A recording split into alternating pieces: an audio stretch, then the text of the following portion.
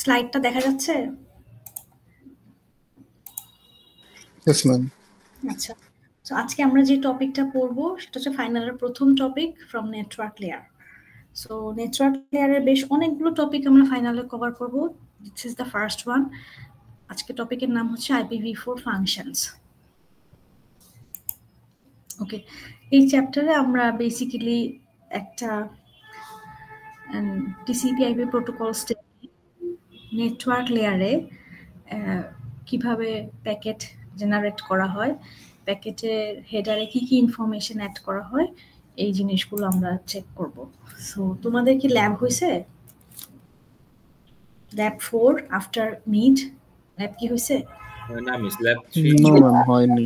আচ্ছা, so lab 4 এ যে জিনিসটা সেটা হচ্ছে যে পিং এবং এই জিনিসটা আমরা ল্যাব 4 এ করব। সো ল্যাব 4 এর সাথে মিল রেখে আজকের কন্টেন্ট। সো আজকে আমরা দেখব নেটওয়ার্ক লেয়ারের একটা শর্ট ওভারভিউ, নেটওয়ার্ক লেয়ারে কি কি ধরনের কানেকশন ইউজ করা হয়, আইপি ফ্র্যাগমেন্টেশন কিভাবে করা হয়, এবং lastly internet control management protocol, network management করার জন্য যে ধরনের কিছু কন্ট্রোল প্যাকেট পাঠানো হয় তার মধ্যে পিং এবং ট্রেস রুট দুটো ফাংশনালিটি আছে। এটাই আমরা আজকের টপিকে দেখব যে এটা কিভাবে কাজ করে। সো আমরা শুরু করতেছি।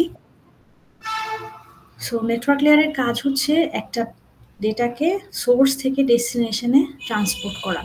সোর্স বলতে বোঝাচ্ছে যে প্যাকেটের হচ্ছে অরিজিনেটর সে, এবং ডেস্টিনেশন বলতে বোঝাচ্ছে একদম ফাইনাল ডেস্টিনেশন যে সে। মাঝখানে ইন্টারমিডিয়েট যে ডিভাইসগুলো আছে, রাউটার হোক বা পিসি হোক বা সার্ভার হোক, যার মাধ্যমে আমার প্যাকেটটা ফরওয়ার্ড হোক, সেটা পয়েন্ট না। পয়েন্ট হচ্ছে আমার end to end, host to host, একদম কোথা থেকে শুরু হয়েছিল এবং একদম কোথায় যে থামবে ডেটাটা। সো নেটওয়ার্ক লেয়ার হচ্ছে আমার এন্ড টু এন্ড বা host to host delivery ensure করে। সো নেটওয়ার্ক লেয়ার বেসিক্যালি কাজ করে হচ্ছে আমার রাউটারের ভিতরে। রাউটারের ভিতরে নেটওয়ার্ক মানে নেটওয়ার্ক লেয়ারের ডিসিশন নেওয়ার জন্য রাউটার কিছু রাউটিং অ্যালগোরিদম ইউজ করে, যেটা আমরা পরবর্তী ক্লাসে দেখব। সে রাউটিং অ্যালগোরিদম ইউজ করে সে পাথ ফাইন্ড করার জন্য। যেমন তার যদি এরকম একটা টপোলজি দেয়া থাকে, সেখানে সে অনেকগুলা রাউটারের সাথে কানেক্টেড। সো রাউটারকে আসলে ডিসিশন নিতে হয় সে কোন রুটে বা কোন রাউটারের দিকে নেক্সট ডেটাটা পাঠাবে। তো নেটওয়ার্ক লেয়ারের সবচেয়ে বড় একটা ফাংশনালিটি হচ্ছে ফরওয়ার্ডিং এবং রাউটিং করা। সো ফরওয়ার্ডিং এবং রাউটিংটা কি? রাউটিং মানে হচ্ছে টোটাল রুটটা ডিটারমাইন করা, যেমন সোর্স থেকে ডেস্টিনেশনে যাওয়ার জন্য কোন রুটটা আমি ফলো করব। রাউটিং করার জন্য আমার ফার্স্ট স্টেপ যেটা, সেটা হচ্ছে ফরওয়ার্ডিং। ফরওয়ার্ডিং মানে হচ্ছে যে ধরলাম এই যে এখানে যে টপোলজিটা দেয়া আছে, এখানে এই রাউটারটা হচ্ছে রাউটার এ, এটা হচ্ছে বি, এটা সি, এটা ডি, এটা ই, আর এটা এফ। হ্যাঁ, সো আমার রাউটার এ তে যদি আমার বর্তমানে কোনো একটা প্যাকেট রেডি হয়, so router A will be the source. But এই যে রাউটার এ আছে, এই রাউটার এর সাথে কানেক্টেড নেটওয়ার্ক বা কানেক্টেড ইন্টারফেস কয়টা আছে? এনিবডি? তিনটা। চারটা। এই যে একটা, আচ্ছা আচ্ছা, দুটা, তিনটা, চারটা। তার মানে রাউটার এ চারটা ডিফারেন্ট নেটওয়ার্কের সাথে কানেক্টেড। এখন রাউটার এ থেকে যখন প্যাকেটটা অরিজিনেট হবে, তখন সে কিন্তু তার অপশন যাওয়ার রাস্তা হচ্ছে অনেকগুলো অ্যাভেলেবল। সে কোন দিকে যাবে, যেটা হচ্ছে ডেস্টিনেশনের দিকে সেটা। এখন ধরো ডেস্টিনেশন যদি হয় এফ, তাহলে রাউটার এ থেকে কোন ইন্টারফেস দিয়ে সে বের হবে? 1 অথবা 2 অথবা 3, তাই না? এই তিনটার যে কোনো একটা দিয়ে বের হলেই কিন্তু আমি এফ এ রিচ করতে পারি না? জি মিস। রাইট, কিন্তু আমি কিন্তু যদি এই 1 নাম্বার ইন্টারফেস দিয়ে যদি বের হই, এদিক দিয়ে আমি কি বের হতে পারবো? রাউটার এফ এর দিকে কখনো যাইতে পারবো না। না। তাহলে এই যে রাউটার এই যে ডিসিশনটা নিচ্ছে যে সে কোন ইন্টারফেস দিয়ে বের হবে নিজের, এটা হচ্ছে ফরওয়ার্ডিং। তো move packet from routers inputs appropriate interface থেকে আউটপুটের ইন্টারফেসে যাবে। সো রাউটারের এতে যদি এদিক থেকে প্যাকেটটা আসে এফ এ যাওয়ার জন্য, তাহলে এটা হচ্ছে তার ইনকামিং পোর্ট। তাহলে রাউটার এর আউটগোয়িং পোর্ট কয়টা হতে পারে? 1ও হতে পারে, 2ও হতে পারে, 3ও হতে পারে, তাই না? বোঝা গেছে আমার কথাটা? জি মিস। 1 হবে, 2 হবে না 3 হবে, এটার ডিসিশনটা কে নিবে? রাউটার এ কিসের উপর বেস করে নিবে? ডেস্টিনেশনের উপরে। এফ এ রিচ করার জন্য তার সবচেয়ে বেস্ট পসিবল রুট কোনটা? এ থেকে ই হয়ে এফ, না এ থেকে সি হয়ে এফ, নাকি এ থেকে বি তারপরে ডি তারপরে এফ? এটা ডিপেন্ড করতেছে আমার কোন রুটটা এই মোমেন্টের জন্য ফিজিবল। যখন আমি টোটাল রুটটা পাবো, যে আমি ধরো এ থেকে আমি সিতে যাব, সি থেকে এফ এ যাব, তার মানে এ সি এফ, এটা হচ্ছে আমার টোটাল পাথ। এটাকে আমি বলতেছি রুট বা রাউটিং। এই যে ডিসিশনটা নিচ্ছে, এই ডিসিশনটা কি নিচ্ছে? প্রত্যেকটা রাউটার যদি ফরওয়ার্ডিং ডিসিশনটা কারেক্টলি নিতে পারে তাহলে একটা রাউটিং কমপ্লিট হয়, তাই না? বোঝা গেছে কি বলছি? জি মিস। রাউটিং হচ্ছে একটা প্যাকেটের সোর্স থেকে ডেস্টিনেশনের হোল রুটটা, আর ফরওয়ার্ডিং হচ্ছে একটা রাউটারের নিজস্ব ডিসিশন যে সে কোন পোর্ট দিয়ে বের করবে। ওকে, সো এই যে আমরা প্যাকেট ফরওয়ার্ডিং করতেছি বা সোর্স থেকে ডেস্টিনেশনে ডেটা পাঠাচ্ছি, এই ডেটা পাঠানোর জন্য দুইটা ওয়েতে আমি বেসিক্যালি এই সার্ভিসটা প্রোভাইড করতে পারি। একটা হচ্ছে কানেকশন ওরিয়েন্টেড সার্ভিস, আর একটা হচ্ছে connection less service. In case of internet architecture, আমাদের ইন্টারনেটের ক্ষেত্রে আমরা ডেটাগ্রাম নেটওয়ার্ক ইউজ করি, এবং এই ডেটাগ্রাম নেটওয়ার্কের প্রপার্টি হচ্ছে সে কানেকশন লেস সার্ভিস ইউজ করে। ইন্টারনেট ছাড়া অন্যান্য যে কোনো আরো নেটওয়ার্ক আছে, যেমন এটিএম নেটওয়ার্ক বা ফ্রেম রিলে নেটওয়ার্ক, তারা কানেকশন লেস সার্ভিস না ইউজ করে কানেকশন ওরিয়েন্টেড সার্ভিস ইউজ করে, যেখানে সে ভার্চুয়াল একটা সার্কিট তৈরি করে। এখানে দুটোর মধ্যে পার্থক্য কি একটু খেয়াল করি। যদি আমার ডেটাগ্রাম নেটওয়ার্ক আমি ইউজ করি, দ্যাট মিনস আমি ইন্টারনেটে ডেটা পাঠাবো, ডেটাগ্রাম নেটওয়ার্কের ক্ষেত্রে there is no call set up or no connection establishment between source and destination. কোনো রকমের কানেকশন আগে থেকে তৈরি হবে না। কানেকশন তৈরি হবে না মানে কি? এটার মানে হচ্ছে আমি ধরো আমার বাসা থেকে সিঙ্গাপুর একটা ডেটা পাঠাবো, তো সিঙ্গাপুরের যে ডেস্টিনেশনে আমি ডেটাটা পাঠাবো সেই রাউটারের সাথে আমি কখনোই আগে থেকে কানেকশন এস্টাবলিশ করব না। আমি তাকে বলবো না যে আমি তোমাকে ডেটা পাঠাচ্ছি বা এই ওয়েতে আমি ডেটা পাঠাবো। There is no prerequisite of that, মানে আমার আগের থেকে ডিসাইড করা কোনো রুট থাকবে না। আমি অন দ্যাট মোমেন্ট ডিসাইড করবো যে আমি কোন পাথে ডেটা পাঠাবো। সো এখানে এই পিসি থেকে এই পিসিতে যে ডেটা পাঠাচ্ছে, সবার প্রথমে এই নেটওয়ার্ক লেয়ার থেকে ডেটাটা স্টার্ট হয়ে সে কিন্তু ডিফারেন্ট রুট ফলো করে এই পিসি নেটওয়ার্ক লেয়ারে রিচ করতে পারে। যে গ্রিন কালারের হচ্ছে ডেটাগুলো কখনো এই রুট ইউজ করে গেছে, কখনো আবার এই রুটটা ইউজ করে গেছে, আবার একটা সময় কিন্তু এই রুটটা ইউজ করেও গেছে। দ্যাটস ওয়াই এটাকে বলা হয় তোমার connection less service. Connection less service মানে হচ্ছে আগের থেকে পাথটা ডিসাইড না করা। বুঝা গেছে? জি মিস। আচ্ছা, সো এইটা করার কারণটা কি বা এটা করার সুবিধা কি? কেউ কি বলতে পারো কোনো আইডিয়া? আমি যদি আগের থেকে পাথটা ডিসাইড না করি তাহলে আমার সুবিধা কি হতে পারে বা অসুবিধা কি হতে পারে? মাস্টার করার জন্য এটা একটা one of the most important point, কারণ ইন্টারনেটে ট্রাফিক তো প্রচুর, তাই না? এখন আমি যদি একটা পাথকে সেট করি যে রাউটার 1, 2, 3 হয়েই সবসময় আমার প্যাকেটটা যাবে, তাহলে কি আমি ফাস্টেস্ট ওয়েতে পাঠাতে পারবো? পারবো না। কেন পারবো না? কারণ এই রুটটা আমি ছাড়া আরো অসংখ্য কেউ ইউজ করতে পারে না। জি। তখন আমার জন্য প্রসেসটা স্লো হবে না? কারণ আমার জন্য তো আরো অপশন আছে যে আমি এই যে নিচের রুটটাও তো ইউজ করে ডেস্টিনেশনকে ডেটা পাঠাতে পারি। বাট আমি যদি আমার রুটটা অলওয়েজ ফিক্স করি তখন আমার জন্য সবসময় সেই রুটেই ডেটা পাঠাতে হবে। সো ইটস মোর লাইক বাংলাদেশের যে আমরা যে রাস্তায় চড়ি সেটা। আমরা যখন গুগল ম্যাপসে দেখি, আমরা কি সবসময় বাসা থেকে বের হওয়ার সময় ওই একটা রুটই সবসময় ফলো করি না। আমরা কিন্তু অন দ্যাট মোমেন্ট আমাদের ম্যাপ ডিসাইড করে যে আসলে কোন রুট দিয়ে গেলে আমি সবচেয়ে কম সময় ডেস্টিনেশনে পৌঁছাইতে পারবো, তাই না? সো ডেটাগ্রাম নেটওয়ার্ক বা ইন্টারনেটের রুটটাও অনেকটা এরকম, যে আগের থেকে আমার কোন ওয়েতে আমি ডেস্টিনেশনে যাব সেটা ডিসাইডেড হবে না। কারণ আমি এখন ধরো নেটফ্লিক্সে মুভি দেখতেছি, বা ধরো আমি গুগল সার্ভার আমেরিকাতে আছে সেটার সাথেই কমিউনিকেট করতেছি। বাংলাদেশ থেকে গুগল সার্ভারে আমেরিকাতে কমিউনিকেট করার জন্য সবসময় যে সিঙ্গাপুর হয়ে যাইতে হবে, মালয়েশিয়া হয়ে যাওয়া যাবে না, এরকম জিনিস আমরা ফিক্স করব না। আমরা ফিক্স করব যে যখন যেই মোমেন্টে যেই দিক দিয়ে আমার ডেটা যাবে, যেটা আমার বেস্ট পসিবল পাথ হবে, সেটা মাঝখানে আমার সিঙ্গাপুর হতে পারে, মালয়েশিয়া হতে পারে, বা অন্য যে কোনো দেশ হতে পারে, আমি সেই রুটই ফলো করব। ক্লিয়ার?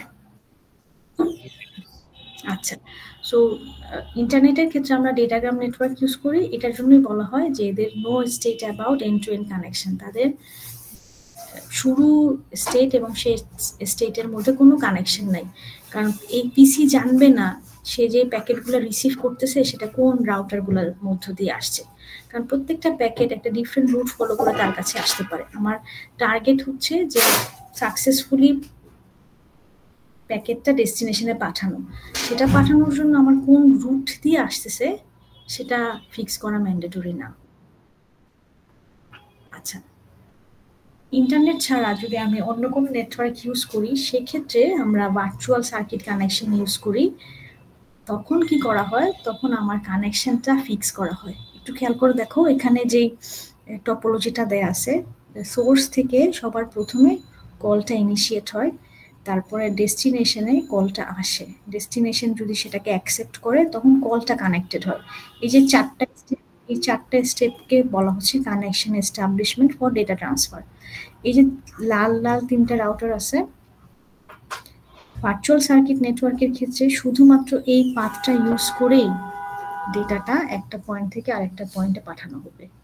মাঝখানে যদি আরো অ্যাভেলেবল রুট থাকেও সে কিন্তু সেটাতে কখনোই শিফট করবে না। সো এটা একদম রিজিড আর কি, এই পাথটা ইউজ করা ম্যান্ডেটরি।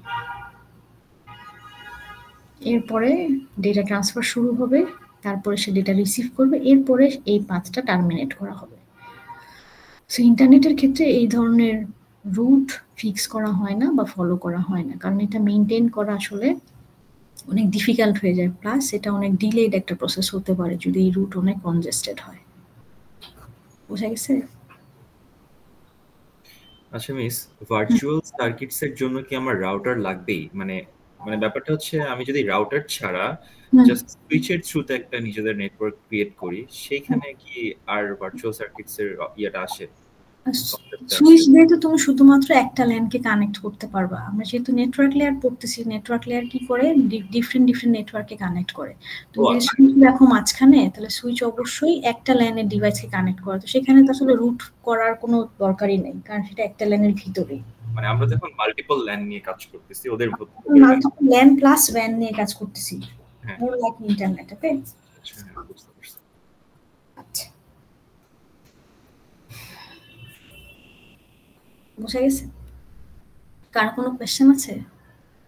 আচ্ছা, সো রাউটারের ভিতরে যখন আমাদের রাউটিং প্রোটোকলগুলো রান করে তখন সে আসলে ডিসাইড করে যে ওই মোমেন্টের জন্য কোন পাথটা শর্টেস্ট হবে বা বেস্ট পাথ হবে।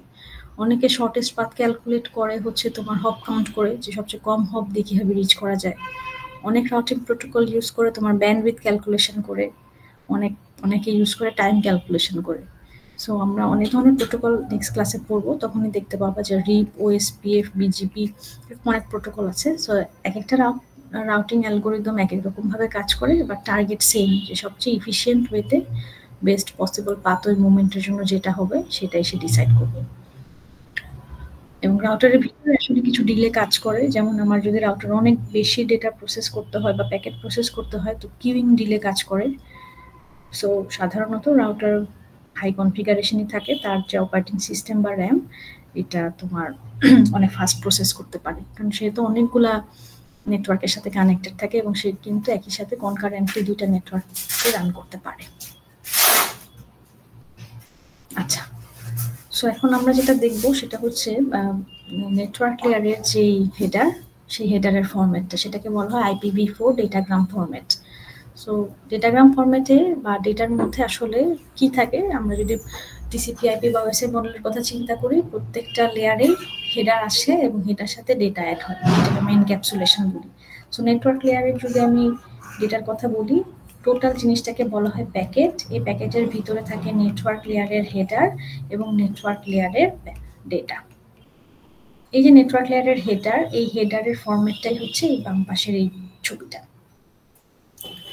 সো সবার প্রথমে যেটা আছে সেটা হচ্ছে ভার্সন, যে তুমি কোন ভার্সনের নেটওয়ার্ক লেয়ারের প্রোটোকল ইউজ করতেছো, IPv4 নাকি IPv6। সো যদি 4 ইউজ করো তাহলে 4 বসবে এখানে, যদি 6 ইউজ করো তাহলে 6।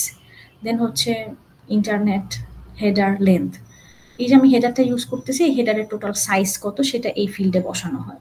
সো এখানে যেহেতু অপশনাল মানে কিছু প্যাডিং ইউজ করা হয়, তাই হেডারের লেন্থটা ভেরিয়েবল। সাধারণত IPv4 এর হেডারের লেন্থ হয় 20 বাইট। পরীক্ষায় যদি দেয়া থাকে তাহলে ওই ভ্যালুটা ইউজ করবা, আর যদি হেডার সম্পর্কে কিছু বলা না থাকে তাহলে সবসময় 20 বাইট ধরে ক্যালকুলেশন করবা। এরপরের ফিল্ড হচ্ছে TOS, টাইপস অফ সার্ভিস। তোমার এই ডেটাতে যদি কোনো প্রিসিডেন্স অ্যাড করতে হয়, যেমন তুমি প্রায়োরিটি সেট করতে চাও যে এটা ডিলে টলারেট করতে পারে কিনা, রিলায়েবিলিটি লাগবে কিনা, থ্রুপুট কি ধরনের চাও, এই ধরনের কিছু ফিল্ড যদি আমি ডেটার সাথে ইম্পোজ করতে চাই তখন আমি এটাকে সেট করতে পারি। আর যদি এটাকে সেট না করি তাহলে সেটা নর্মাল ডেটা হিসেবে প্রসেস হবে। যদি আমি প্রায়োরিটি সেট করতে চাই তাহলে আসলে এই টাইপস অফ সার্ভিস এই ফিল্ডটাকে আমি ইউজ করব। এরপর হচ্ছে টোটাল লেন্থ, ডেটা সহ হেডারের টোটাল সাইজ কত সেটা। ঠিক আছে, আচ্ছা। এরপরে হচ্ছে আইডেন্টিফিকেশন নাম্বার। আইডেন্টিফিকেশন নাম্বার হচ্ছে যে আমরা যখন টিসিপি পড়ছিলাম তখন আমরা কি করতাম, সেগমেন্টেশন করতাম না, মনে আছে? জি মিস। IPv4 এ বা নেটওয়ার্ক লেয়ারে আমরা যে কাজটা করি সেটাকে বলা হয় ফ্র্যাগমেন্টেশন। ফ্র্যাগমেন্টেশন মানে হচ্ছে রাউটারের কাছে যে ডেটাটা আসলো সেটার সাইজ যদি অনেক বড় হয় তখন সে ওই বড় ট্রান্সপোর্ট লেয়ারের ডেটাকে ছোট ছোট ফ্র্যাগমেন্টে ভাগ করে। সো প্রত্যেকটা রাউটারের একটা MTU সাইজ থাকে যেটাকে বলা হয় ম্যাক্সিমাম ট্রান্সফারেবল ইউনিট। সে ম্যাক্সিমাম কত সাইজের ডেটা ট্রান্সফার করতে পারে। তার কাছে ধরো তার MTU সাইজ হচ্ছে ধরো 50 বাইট সাপোজ, হ্যাঁ, কিন্তু তার কাছে ট্রান্সপোর্ট লেয়ারের ডেটা আসছে 200 বাইটের। তাহলে কি তাকে ফ্র্যাগমেন্ট করতে হবে না হবে না? হবে। হবে। কয়টা ফ্র্যাগমেন্ট লাগবে? 4টা। Very good. সো এই যে 4টা ফ্র্যাগমেন্ট আমি তৈরি করব, এই 4টা ফ্র্যাগমেন্ট একই ডেটার অংশ না? হ্যাঁ। ওই সেম ডেটার যে ফ্র্যাগমেন্ট 4টা, এটা বোঝানোর জন্য আইডেন্টিফিকেশন নাম্বার ইউজ করা হয়। যেমন আমার ধরো আইডেন্টিফিকেশন নাম্বার যদি হয়, ধরে নিলাম কত ধরবো, 15,000 সাপোজ। আমার আইডেন্টিফিকেশন নাম্বার হচ্ছে 15,000। তাহলে আমার যেহেতু এখানে 4টা ফ্র্যাগমেন্ট তৈরি করতে হচ্ছে, তাহলে 4টা ফ্র্যাগমেন্টেরই আইডেন্টিফিকেশন নাম্বার কি হবে? 15,000। তাহলে হবে 15,000-1, মানে সেম ডেটার ফার্স্ট সিকোয়েন্স, সেম ডেটার সেকেন্ড সিকোয়েন্স, সেম ডেটার থার্ড সিকোয়েন্স, সেম ডেটার ফোর্থ সিকোয়েন্স। বুঝে গেছে? জি মিস। সো এইভাবে করে আমি যখন আইডেন্টিফিকেশন নাম্বারটা প্রত্যেকটা ফ্র্যাগমেন্টের সেম হবে তাহলে মানে আমি বুঝবো প্রত্যেকটা ফ্র্যাগমেন্ট একটা বড় ডেটার অংশ। আইডেন্টিফিকেশন নাম্বার দিয়ে ফ্র্যাগমেন্টগুলো আসলে কোন ডেটার অংশ সেটা ইন্ডিকেট করে। এরপর হচ্ছে ফ্ল্যাগ। ফ্ল্যাগ মানে হচ্ছে যে আমি ফ্র্যাগমেন্ট করলাম, আমার হতে পারে ফ্র্যাগমেন্ট সবসময় করা লাগতে পারে, আবার এরকমও হতে পারে যে ফ্র্যাগমেন্ট আমার করা লাগতেছে না। যেমন আমি বললাম যে আমার MTU সাইজ হচ্ছে 50 বাইট। আমার MTU সাইজ যদি 50 বাইট না হয়ে আমার MTU সাইজ যদি 1000 বাইট হতো তাহলে কি আমার এখন ফ্র্যাগমেন্ট করা লাগতো? না। না। সো ডিপেন্ড করতেছে আমার রাউটার যে নেটওয়ার্কে ডেটাটা পাঠাবে বা আমি যে নেটওয়ার্কে কানেক্টেড আছি তার আসলে ম্যাক্সিমাম MTU সাইজ কত হবে সেটার উপর বেস করে আসলে ডিসাইড হয় যে ফ্র্যাগমেন্ট হবে কি হবে না। তাই ফ্ল্যাগ ফিল্ডটা এটাই ডিনোট করে, সেটা হচ্ছে DF আর MF। DF মানে হচ্ছে ডোন্ট ফ্র্যাগমেন্ট, মানে ফ্র্যাগমেন্টের দরকার নাই, আর MF মানে হচ্ছে মোর ফ্র্যাগমেন্ট, মানে ফ্র্যাগমেন্টের দরকার আছে। আমার যদি ফ্র্যাগমেন্ট করতে হয় তাহলে আমি মোর ফ্র্যাগমেন্ট সেট করব, আর আমার যদি ফ্র্যাগমেন্ট করার দরকার না হয় তাহলে আমি ডোন্ট ফ্র্যাগমেন্ট সেট করব। ক্লিয়ার? আচ্ছা, সো গেল এটা। এরপর হচ্ছে ফ্র্যাগমেন্ট অফসেট। ফ্র্যাগমেন্ট অফসেট একটা ম্যাথমেটিক্যাল ক্যালকুলেশনের বিষয়, এটা আমি ম্যাথ করানোর সময় বুঝাবো এটা কিভাবে করে। এরপর হচ্ছে TTL বা time to live. Time to live মানে হচ্ছে একটা প্যাকেট যে কোনো একটা নেটওয়ার্কে কতক্ষণ সময় পর্যন্ত এক্সিস্ট করতে পারে তার লিমিট। একটু খেয়াল করো, এই যে আমি ছবিটা আঁকতেছি, এখানে এটা হচ্ছে সোর্স আর এই হচ্ছে ধরো ডেস্টিনেশন। সোর্স যখন একটা ডেটা পাঠাবে তখন নেটওয়ার্ক লেয়ারের হেডারে এই TTL এর ভ্যালুটা সেট করে পাঠাবে। সো TTL মানে হচ্ছে আমি কতগুলো হপ ম্যাক্সিমাম ক্রস করতে পারবো সোর্স থেকে সেটা সোর্স ফিক্স করে দিতে পারে। তো সোর্স যদি টিটিএল সেট করে ধরলাম 100, হ্যাঁ, তাহলে সোর্স যখন ফার্স্ট হপটা ক্রস করবে x1 রাউটারে আসবে তখন টিটিএল কত হবে? 99। যখন পরেরটাতে আসবে তখন টিটিএল কত হবে? x2 এর জন্য 98, x3 এর জন্য কত হবে? 97, এবং ডেস্টিনেশনে পৌঁছানোর পর টিটিএল আমি কত পাবো? 96। বোঝা গেছে? আমার পয়েন্টটা কি বুঝছো? আচ্ছা, এখন এই যে আমি দেখলাম সোর্স ঠিক করে দিছিল আমার টিটিএল ম্যাক্সিমাম হতে পারে 100। এই 100 মানে হচ্ছে সোর্স থেকে যখন সে স্টার্ট করবে নেক্সট আরো কয়টা হপ সে ম্যাক্সিমাম ক্রস করতে পারে? 100টা। 100টার ভিতরে সে যদি ডেস্টিনেশনে না পৌঁছায় তাহলে ওই প্যাকেটটা নেটওয়ার্ক অটোমেটিক্যালি ডিসকার্ড করবে। এই টিটিএল ভ্যালুটা সেট করা হয় নেটওয়ার্কে কোনো প্যাকেট যদি লুপে পড়ে যায়, ঘুরতেই থাকে, সে কিন্তু ফাইনাল ডেস্টিনেশন খুঁজে পাবে না। খুঁজে না পাইলে সে কিন্তু নেটওয়ার্কে লুপ তৈরি করবে এবং নেটওয়ার্কে কনজেশন হবে। এই কনজেশনটা বন্ধ করার জন্য প্রত্যেকটা প্যাকেটের একটা এক্সপায়ারি হপ আছে, যে সে কয়টা হপ ক্রস করার পরে সে থামবে। এখানে সেট করে দিছে 100, তার মানে 100টা হপ ক্রস করার পরেও যদি আমি ডেস্টিনেশনে না পৌঁছাই তাহলে প্যাকেট স্টপ হবে, প্যাকেট আর ঘুরবে না। সাধারণত টিটিএল এর ভ্যালুটা একটা বড় ভ্যালু সেট করা হয় যেন সে যতগুলো ডিস্টেন্স ক্রস করার প্রয়োজন হয় ক্রস করে ফাইনালি যেন পৌঁছাতে পারে। ম্যাক্সিমাম লিমিট কত? ম্যাক্সিমাম লিমিট হচ্ছে 255, 0 থেকে 255। এটার মানে হচ্ছে নেটওয়ার্কে অবশ্যই 256টা হপ ক্রস করে সে ডেস্টিনেশনে পৌঁছাইতেই হবে। আর পৃথিবীর যে কোনো লোকেশনে থাকুক, যত দূরেই থাকুক, ম্যাক্সিমাম 256টা হপ আমি অ্যালাউ করতে পারি, এর বেশি আমি কোনোদিনও অ্যালাউ করবো না। বোঝা গেছে? এবং সোর্স থেকে যখন একটা হপ আমি ক্রস করব টিটিএল এর ভ্যালু এক এক করে কমতে থাকবে। সো টিটিএল সেট করবে হচ্ছে সোর্স, এবং ডেস্টিনেশনে আসার পরে সে থামবে। থেমে যে ভ্যালুটা পাবো সেটা হচ্ছে নেক্সট আরো কয়টা আমি পার করতে পারি। এখানে থেমে আমার কত হয়েছে? এখানে 96, তাই না? তার মানে কি আমি 96টা ক্রস করে আসছি? না, 100 মাইনাস 96টা ক্রস করে আসছি, তাই না? বুঝা গেছে এটা পয়েন্টটা? মিস, আমার একটা কোয়েশ্চেন আছে। জি বলুন। আমরা যখন হচ্ছে আমাদের পিসিতে ফর এক্সাম্পল পিং লিখে কোন একটা আইপি সার্চ করি, মানে পিং লিখে আইপি দিই, তো তারপরে ওখানে যে টিটিএল একটা ভ্যালু আসে ওইটা কি মিন করে? এটা রিমেইনিং টিটিএল, আরো কয়টা বাকি আছে।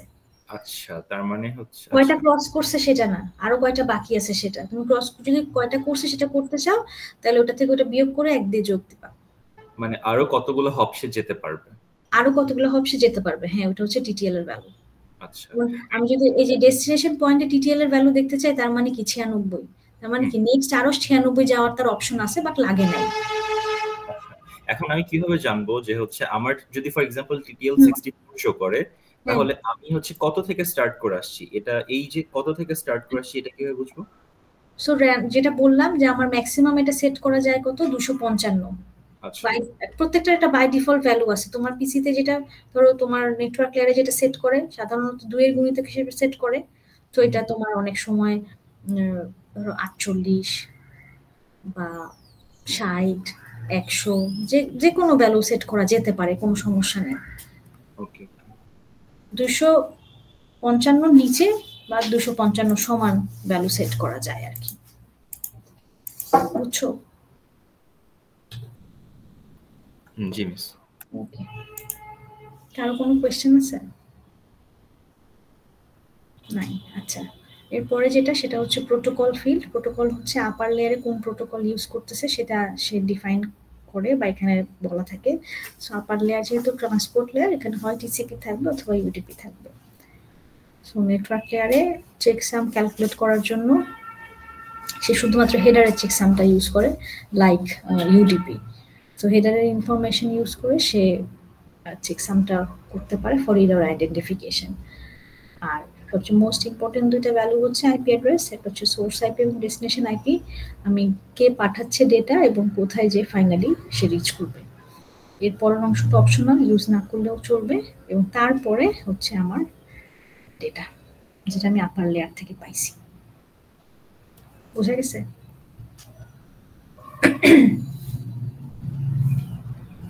আর কোনো কোয়েশ্চেন আছে?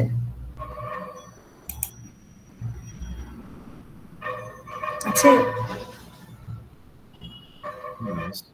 আচ্ছা,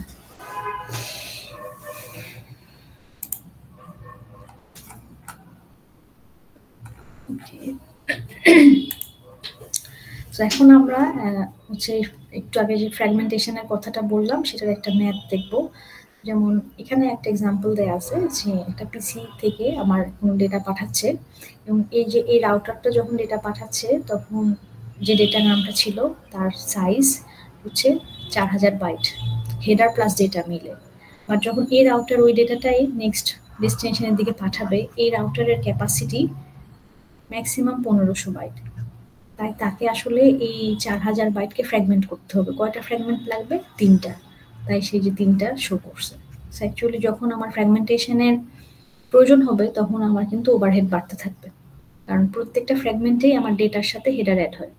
সো আগে যেমন একটা ডেটা একটা হেডার ছিল, এখন কিন্তু 3টা ডেটার পার্ট এবং প্রত্যেকটা ডেটার সাথে নতুন নতুন হেডার।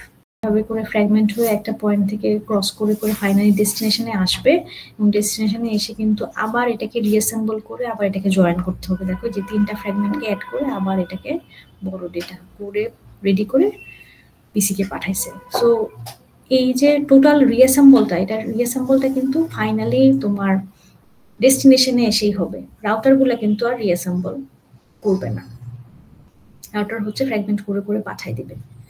সো টোটাল সবগুলা ডেটা রিঅ্যাসেম্বল এবং জাস্ট সাম আপ করবে হচ্ছে তোমার ফাইনাল যে রাউটার থেকে আমার পিসিতে যাবে সেখানে। আচ্ছা, সো আমরা এখন একটা অঙ্ক দেখবো যে ফ্র্যাগমেন্টেশনটা কিভাবে করা হয় এবং ক্যালকুলেশনটা কি। তো এখানে যে এক্সাম্পলটা দেখানো হয়েছে সুন্দর করে দেখতে পাচ্ছ তো, রাইট? হ্যাঁ মিস, দেখা যাচ্ছে। আচ্ছা, একটু ভালো করে একটু খেয়াল করো, হ্যাঁ এই অঙ্কটা ইম্পর্টেন্ট, একটু খেয়াল করো। সো এটা করার জন্য আমার যে জিনিসটা মনে রাখতে হবে সেটা হচ্ছে আমার ওয়ার্ডিংসটা, পরীক্ষায় কিভাবে অঙ্কটা আসছে। যদি বলে যে আইপি ডেটাগ্রামের লেন্থ হচ্ছে 5140, ডেটাগ্রামের লেন্থ মানে যদি শব্দটা থাকে ডেটাগ্রাম, ডেটাগ্রাম মানে হচ্ছে এটার ভিতরে ডেটা আছে প্লাস হেডার আছে। সো হেডারের ডিফল্ট ভ্যালু হচ্ছে 20 বাইট। তাহলে যদি হেডারের ডিফল্ট ভ্যালু 20 বাইট হয় তাহলে এখানে ডেটা আছে কত? 5120, তাই না? আচ্ছা, সো অরিজিনালি আইপি ডেটাগ্রামে আমার টোটাল যে ডেটাটা পাঠাতে হবে সেটার লেন্থ হচ্ছে 5140। টোটাল লেন্থ হচ্ছে তোমার ডেটার লেন্থ প্লাস হেডারের লেন্থ। সো হেডারের লেন্থ যদি মেনশন করা থাকে তাহলে সেটা ধরে করবা, আর যদি মেনশন করা না থাকে তাহলে সবসময় 20 ধরে করবা। সো আমাকে এই ডেটাটা পাঠাতে হবে, তার জন্য আমার extra 20 byte as a header পাঠাইতেই হবে। এখন এই ডেটার আইডেন্টিফিকেশন নাম্বার হচ্ছে 345, এটা গিভেন দেয়া আছে। এখন আমি যদি ইথারনেট কানেকশন ইউজ করি, ইথারনেটের ক্ষেত্রে আমার ম্যাক্সিমাম এমটিইউ হচ্ছে 1500 বাইট, ঠিক আছে? তাহলে যদি তাই হয় তাহলে আমার এই ডেটাটাকে ফ্র্যাগমেন্ট করতে হবে না? হ্যাঁ অবশ্যই। হ্যাঁ, তাহলে ফ্র্যাগমেন্ট করতে হলে আসলে কয়টা ফ্র্যাগমেন্ট লাগবে সেটা আমরা এখন হিসাব করব। এমটিইউ মানে হচ্ছে ম্যাক্সিমাম ট্রান্সফারেবল ইউনিট, ম্যাক্সিমাম আমি কতটুকু পাঠাতে পারি।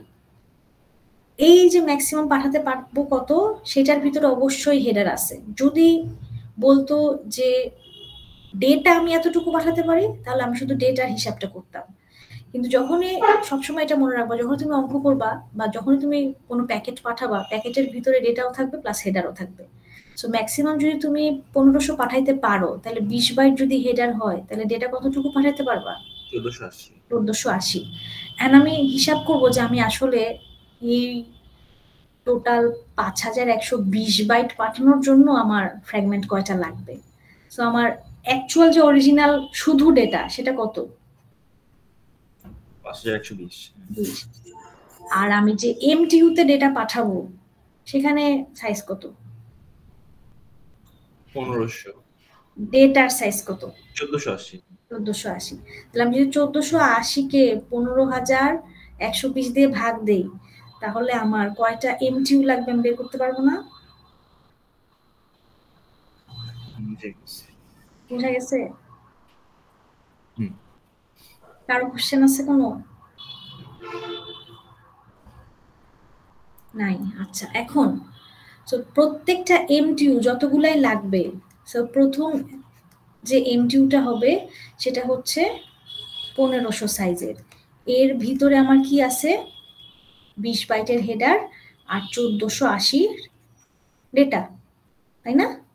হ্যাঁ আচ্ছা, সো আমার 5120 অরিজিনাল ডেটা পাঠানোর জন্য আমার ফ্র্যাগমেন্ট লাগবে কয়টা? 4টা। 1টা 2টা 3টা 4টা। তাহলে এখানে কত হচ্ছে? 15 15 35 3 15 45 4500। আর বাকি আমার আরো পাঠাইতে হবে 5140 মাইনাস, সেটা যদি করি তাহলে পরের লাস্টের এমটিইউ সাইজটা 1500 কম হবে। সেটা কত হবে? এই যে 700। তো এই হিসাবটা কিভাবে করবো আমি দেখাচ্ছি।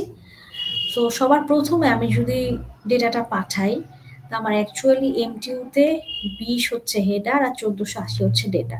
আর অরিজিনালি আমার যে বড় ডেটাটা ছিল সেটা হচ্ছে 5120 আর 20 হচ্ছে হেডার। এখন আমি যদি শুধুমাত্র ডেটা নিয়ে চিন্তা করি, আমি ডেটা পাঠাবো, সো ফার্স্ট যে ফ্র্যাগমেন্টটা হবে, সেই ফার্স্ট ফ্র্যাগমেন্টে আমি যদি ডেটা পাঠাতে চাই তাহলে আমি 1480 বাইট পাঠাইতে পারবো শুধু ডেটা, রাইট? হ্যাঁ এখন আমি যদি একটু অ্যারের পজিশনের কথা চিন্তা করি, যে আমার ডেটাটা তো আসলে সিকোয়েন্সিয়ালি ওয়ান আফটার যাবে এবং আমি ডেটাটা এই যে অ্যারেতে ঢুকায় ঢুকায় পাঠাচ্ছি, ধরো স্ট্রিম করে করে। সো আমি যদি অ্যারের পজিশন 0 থেকে শুরু করি, তাহলে ডেটার পজিশন প্রথম এমটিইউর জন্য 0 থেকে 1479 পর্যন্ত যাবে না? হ্যাঁ এই গেল আমার ডেটা। ফার্স্ট আরো আমার 20 বাইট লাগবে কিসের জন্য? হেডার। বাট আমি ক্যালকুলেশন করার জন্য আমি শুধুমাত্র কিন্তু ডেটার ক্যালকুলেশনটা দেখাচ্ছি, এখানে কিন্তু হেডারের ক্যালকুলেশনটা দেখাচ্ছি না। হ্যাঁ, তো আমার 1480 লাগতেছে হচ্ছে ডেটার জন্য, আর আরো 20 লাগতেছে হেডারের জন্য। বাট আমি যেহেতু ডেটাকে হচ্ছে ডেস্টিনেশনের বাফারে রাখবো, তাই শুধুমাত্র আবার ডেটার অ্যারের পজিশন নিয়ে আমি কাজ করতেছি, বুঝছো? কারণ ডেস্টিনেশনে পৌঁছানোর পরে তো আমি হেডারটাকে ফেলেই দিব, তাই না? হেডার তো আমার দরকার নেই, আমার দরকার কি? ডেটা। তাই আমি শুধুমাত্র ডেটার অ্যারের পজিশন নিয়ে কথাটা বলতেছি। ক্লিয়ার? আমার কথা কি ঠিক আছে? আচ্ছা, সো আমার প্রথম যে এমটিইউ তার টোটাল লেন্থ হচ্ছে 1500। তার ভিতরে আমার ডেটা আছে কত? 0 থেকে 1479, রাইট? হ্যাঁ এত বাইট। এত এত বাইটে আমি 1480 বাইট পাঠাইলাম আর কি। এটার জন্য আমার ডোন ফ্র্যাগমেন্ট হচ্ছে 0, মানে আমার আরো ফ্র্যাগমেন্ট লাগবে, আর মোর ফ্র্যাগমেন্ট হচ্ছে 1। বোঝা গেছে? জি আচ্ছা, এরপরে আবার এখন প্রথমে আমি 1480 বাইট পাঠাইলাম, এরপরের আবার এমটিইউতে আরো 1480 পাঠাইতে পারবো না? হ্যাঁ তাহলে তখন অ্যারের পজিশন কত থেকে শুরু হবে? 1480 থেকে, তাই না? জি মিস। আরো 1480 পাঠাইতে পারবো। তাহলে আমার এটা কত হচ্ছে?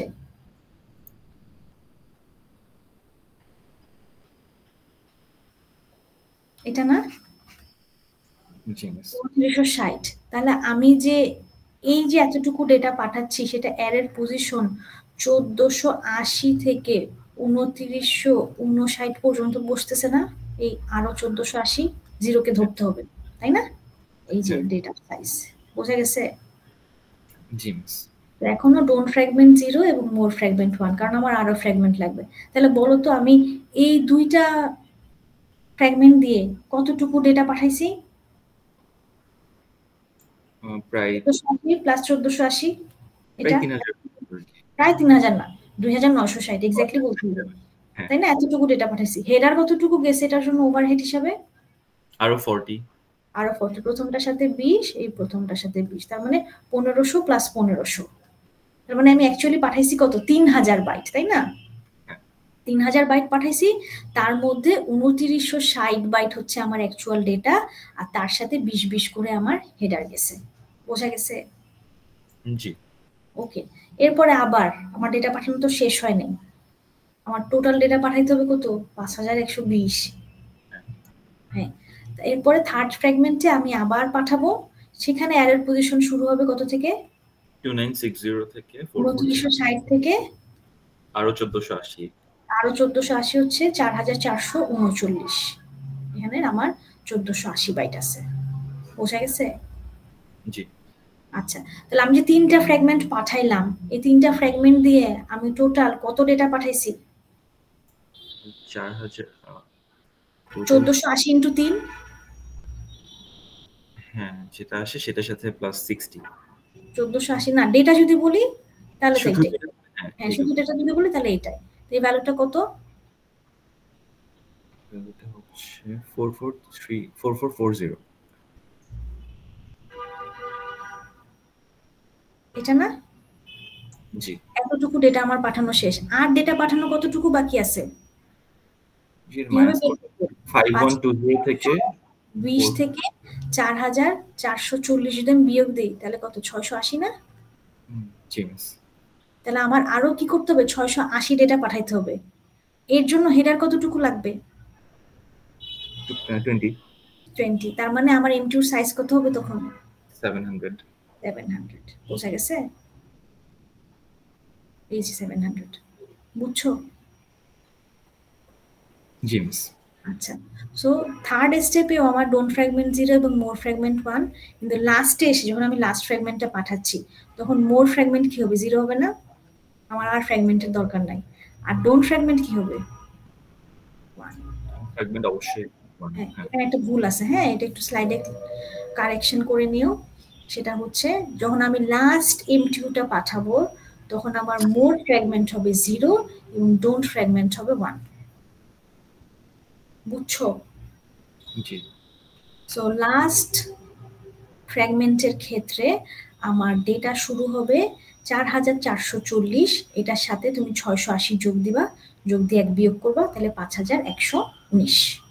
তাহলে দেখো 0 থেকে 5119 টোটাল কয় বাইট? 5120 বাইট। বুঝছো?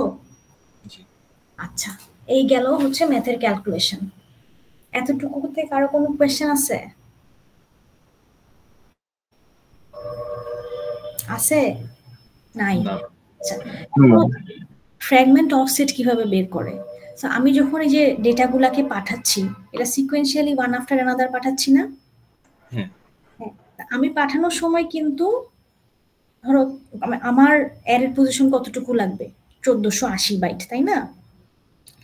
বাট যখন রিসিভিং এন্ডে এই ডেটাটা যে বসবে সে কি প্রত্যেকবার এসে এটাকে রিপ্লেস করবে না এই পাশে শিফট হবে? শিফট হবে। তার মানে কি আমার প্রথম ডেটাটা যখন আসবে তখন অ্যারের পজিশন 0-তে বসবে, সেকেন্ড এমটিউ ডেটা যখন আসবে তখন অ্যারের পজিশন কততে বসবে? 1480-তে। থার্ড ডেটাটা যখন বসবে তখন অ্যারের পজিশন 2960-এর থেকে নেক্সটে বসবে, তাই না? হ্যাঁ। তার মানে আমার কোথায় বসতে হবে, মানে ডেটাটা যে ওয়ান আফটার অ্যানাদার এমটিউ গুলো আসতেছে সেটা রিসিভারের কোন পজিশনে বসবে সেটা আমাকে বলে দিতে হবে, ঠিক আছে? এখন সেন্ডার এটা বোঝানোর জন্য যে জিনিসটা ইউজ করে সেটা হচ্ছে ফ্র্যাগমেন্ট অফসেট। ফ্র্যাগমেন্ট অফসেট দিয়ে আমি বোঝাই যে আমার যে ডেটাগুলো পাঠাচ্ছে সেটা আমি কোথায় বসবো। তাহলে আমি ফ্র্যাগমেন্ট অফসেট অ্যাকচুয়ালি কোথা থেকে পাচ্ছি? এর ফার্স্ট পজিশনটা না, মানে ডেটা শুরুর পজিশনটাই তো আমার অফসেটটা, তাই না? এই যে এটা, তাই না? 0, 1480, 2960 আর 4440। বোঝা গেছে কি বলছি? হ্যাঁ, মানে ওখানে এখানে বসতেছে। বাট আমার যখন ডেটা পাঠাই, ডেটার সাইজ হচ্ছে আমার 16 বিটের, কিন্তু অ্যাড্রেস বোঝানোর জন্য আমরা যে ফিল্ডটা ইউজ করি সেটা হচ্ছে ফ্র্যাগমেন্ট অফসেট ফিল্ড। আর হেডারে ফ্র্যাগমেন্ট অফসেট ফিল্ডের জন্য অ্যাভেলেবল বিট হচ্ছে 13 বিট দেওয়া আছে। এখানে খেয়াল করে দেখো। মিস, এটা না বুঝি নাই, 16 বিট কিসের? 16 বিট হচ্ছে ডেটা পাঠানোর জন্য। আচ্ছা। হ্যাঁ, যে আমার ডেটাটা মানে ডেটার যে সাইজ বা পজিশন যে আমি বুঝাচ্ছি, আমি ম্যাক্সিমাম কত বিটে জিনিসটা রিপ্রেজেন্ট করতে পারি? 16 বিটে কোন পজিশনে বসবে। বাট এই জিনিসটা পাঠানোর জন্য যে আমার অ্যাড্রেসটা পাঠাইতে হবে সেটা আমার ফ্র্যাগমেন্ট অফসেটে আমি বলে দিই যে কোথায় বসবে। তারপর আমি যদি ফ্র্যাগমেন্ট অফসেটে 0, 1480, তারপর 2960 এই ভ্যালুগুলো যদি লিখে দিতাম তাহলেই হয়ে যায় না? হ্যাঁ। হ্যাঁ, বাট ফ্র্যাগমেন্ট অফসেটে এই ভ্যালুটা লেখার জন্য আমার দেয়া আছে হচ্ছে 13 বিট, বাট এটা লেখার জন্য আমার বিট লাগে হচ্ছে ডেটার ক্ষেত্রে 16 বিট। আচ্ছা আচ্ছা, আমার দেয়া আছে কম বিট, 19 থেকে 31 বিট দেওয়া আছে। হ্যাঁ, এই যে ফ্র্যাগমেন্ট অফসেটের জন্য 19 থেকে 31 বিট দেওয়া আছে, তো টোটাল মিলে হচ্ছে 13 বিট। 19 থেকে 31 পর্যন্ত ধরবা, কারণ আমার আইপি ডেটাগ্রামের আমার বিট হচ্ছে 0 থেকে 31, টোটাল হচ্ছে আমার 32টা বিট। বুঝছো?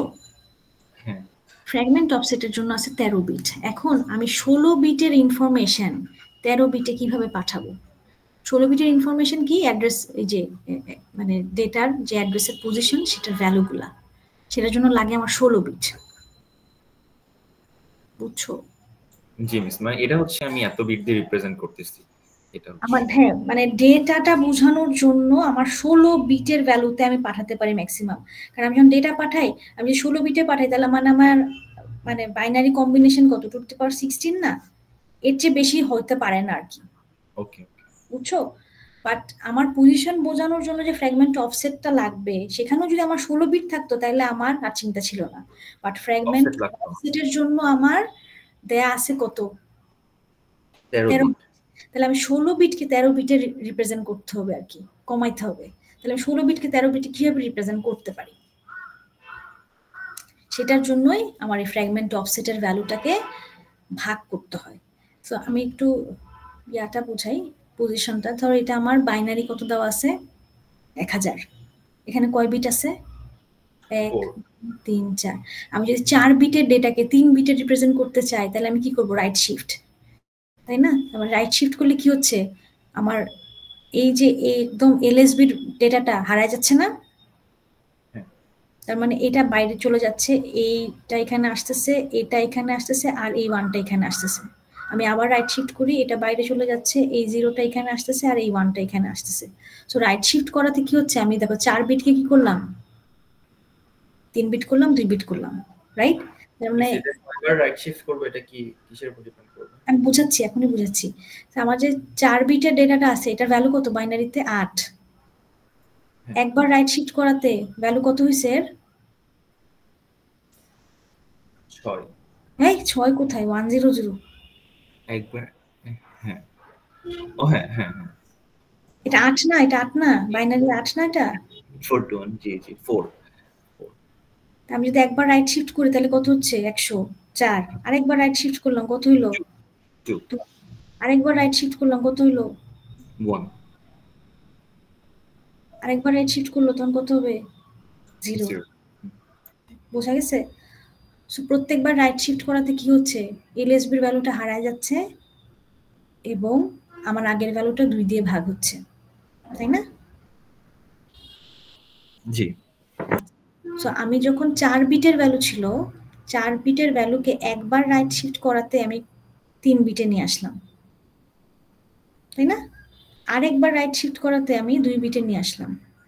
তাহলে আমার যদি 16 বিটের অ্যাড্রেসের ভ্যালু হয়, সেটাকে আমি যদি 13 বিটে লিখতে চাই তাহলে কয়বার রাইট শিফট করতে হবে? 3 বার। 3 বার। 3 বার যদি আমি রাইট শিফট করি তাহলে 2 দিয়ে ভাগ করতে হবে কয়বার? 3 বার। 3 বার। তাহলে 2 টু দি পাওয়ার 3 দিয়ে আমার ভাগ করতে হবে। তাহলে ভাগ করতে হবে কত দিয়ে? 8 দিয়ে। 8 দিয়ে। এই যে এখানে ভাগ করছে, এই যে 8 দিয়ে।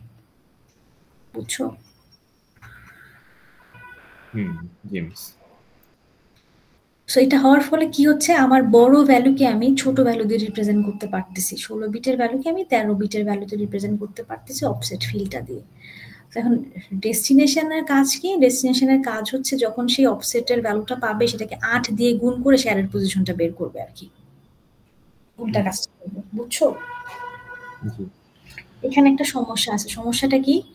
যদি আমার এই ডেটার বাইটটা 8 দিয়ে ডিভিজিবল না হয় তাহলে আমার ডেটা হারায় যাবে না?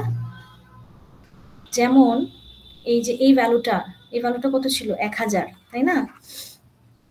এটাকে আমি যদি রাইট শিফট করি, রাইট শিফট করার ফলে কি হচ্ছে, এই শূন্যটা হারায় যাচ্ছে, এই 0 আসতেছে, এই 0 এখানে আসতেছে, এই 1 আসতেছে, তাই না? হ্যাঁ হ্যাঁ। এখন আমার যদি এরকম হয় যে আমার যে জিনিসটাকে আমি রাইট শিফট করতেছি তাহলে সেটা যদি 1001 হতো তাহলে কি হতো? আমি যদি এই ভ্যালুটাকে রাইট শিফট করি তাহলে ভ্যালু কত বলো তো? 1টা হারাই গেল, 0 হইল, 1 হইল। তার মানে আমি 9কে রাইট শিফট করে কত পেয়েছি? 4। 4কে 2 দিয়ে গুণ করলে 9 পাবো না। না।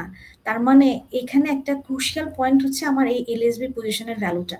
এলএসবি পজিশনের ভ্যালুটা যদি 0 হয় তাহলে কিন্তু খুব সহজ, মানে ভাগ যাবে, হারায় যাবে না।